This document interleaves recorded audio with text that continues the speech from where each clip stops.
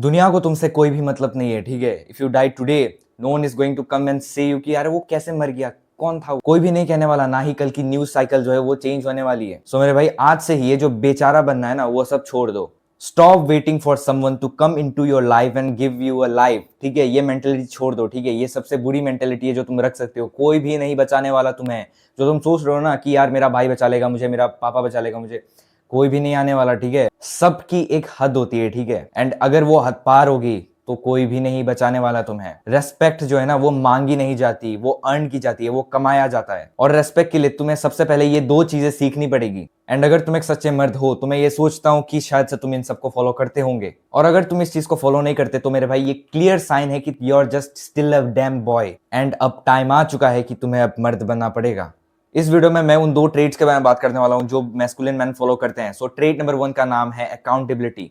आजकल के लड़कों का सबसे बड़ा प्रॉब्लम पता है क्या है? कि वो लोग हमेशा विक्टिम कार्ड खेलते हैं। अगर उनका पेपर खराब जाता है तो वो लोग टीचर को गाली बकेंगे। अगर वो लोग शेप में नहीं है, उनका बॉडी नहीं है, तो वो लोग जेनेटिक्स को ब्लेम करेंगे।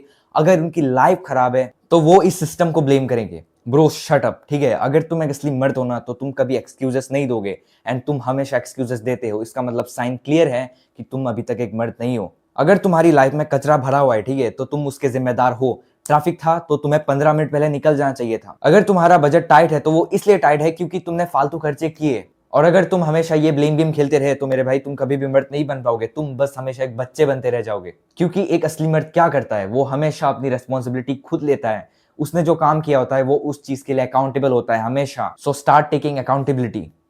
Now let's talk about the trade number 2 जिसका नाम है सेल्फ कंट्रोल। इस टॉपिक को एक एग्जांपल से समझते हैं, ठीक है। चलो एक जानवर और एक मर्द का एग्जांपल लेते हैं। उन दोनों में क्या फर्क है बताओ? रिएक्शन का फर्क है ना। जब जानवर को भूख लगता है तो वो खाता है, जब उसको गुस्सा आता है तो वो काटता है। एंड अगर तुम एक इंसान होके भी अपने मूड्स और अपने अर्जेस के गुलाम हो तो मेरे भाई एक बात बताओ, तुम में और उस जानवर में क्या फर्क था? जानवर को क्या होता था? अगर उसको गुस्सा आता था वो काटता था, अगर उसको भूख लगता था वो खाता था। तो तुम भी अपने अर्जेस और मूड्स के गुलाम होके ऐसे ही कर रहे हो। एंड अगर तुम्हें कभी भी एक हाई वैल्यू मैन बनना है ना तो तुम्हें अपने इमोशंस में काबू करना पड़ेगा। अपने इमोशंस को हमेशा ठंडा रखना पड़ेगा। दिल से नहीं, दिमाग से सोचना पड़ेगा, ठीक है। एग्जांपल लेते हैं। अगर तुम्हें इंस्टाग्राम स्क्रॉल करने का मन कर रहा है तो तुम फोन को फेंक देते हो और अपना काम में घुस जाते हो। अगर तुम्हें कोई गाली देता है तो तुम मुस्कुरा के आगे बढ़ जाते हो। क्योंकि अब तुम्हें समझ में आ चुका होगा कि तुम्हारा जो वक्त है वो इतना सस्ता नहीं है कि तुम किसी के कहने पर अपना खून जो है वो खोल दोगे। एंड यही असली डिसिप्लिन होती है। जो काम जरूरी है वही करना, चाहे मन हो या ना हो। तुम्हें यह समझना पड़ेगा कि डिलेड ग्रेटिफिकेशन ही असली मैस्कुलिनिटी का साइन है।